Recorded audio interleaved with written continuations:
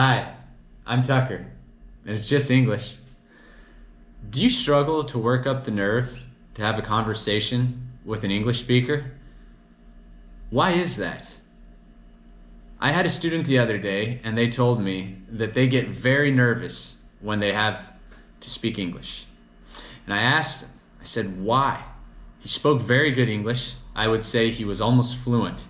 He used good grammar, he had a very good vocabulary, and his pronunciation was very understandable.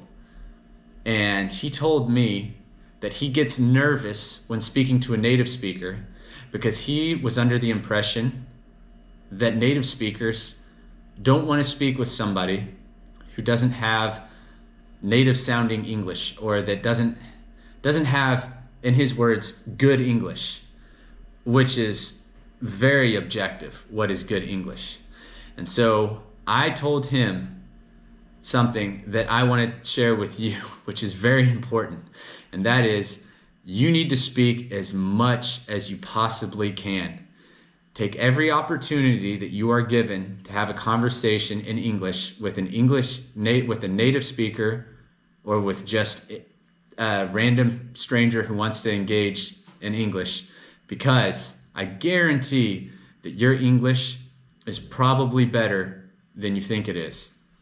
For instance, the student that I'm referring to spoke better English than, I would say, 20% of people living in the United States.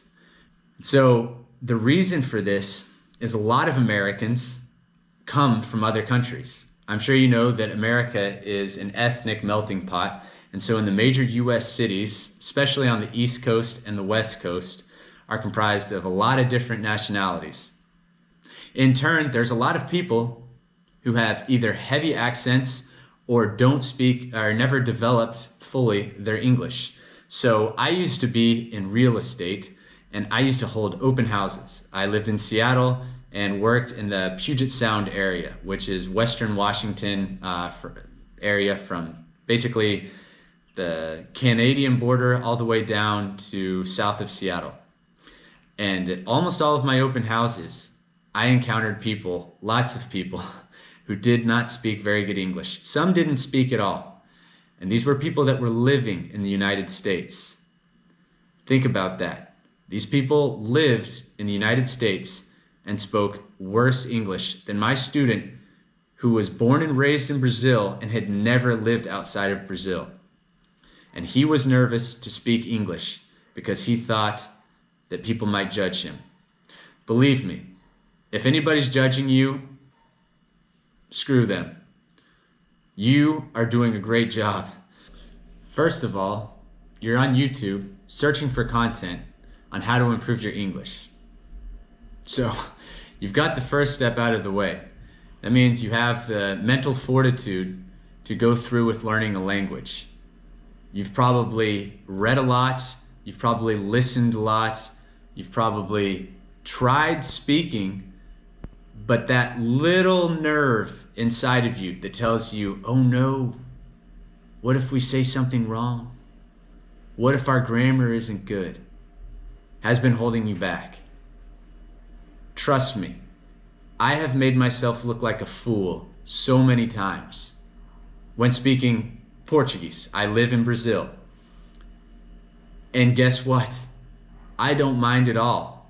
I used to be a little bit shy. I used to be a little bit afraid. Oh my goodness, what if they don't understand me? You know what no one understands? Silence. That's almost impossible to interpret. Unless you have some of the best facial and hand gestures in the world, people are probably not going to understand you.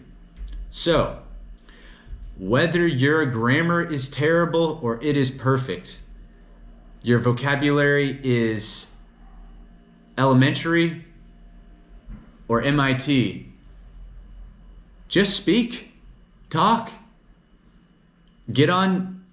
There's plenty of people that are willing to speak English with you. Whether you're on Xbox Live, which might not be the best way to learn English, might learn a few words you probably shouldn't, depending on who you are. Or you get on Cambly and you schedule a reservation with a tutor who's going to teach you and speak with you in English for 15, 30 minutes, maybe even an hour. Please, do not shy away. Be confident, be bold. Go have a conversation with somebody. Come have a conversation with me. And that's what I want to encourage you to do. You're on a journey. It's a language learning journey. And remember, it's just English.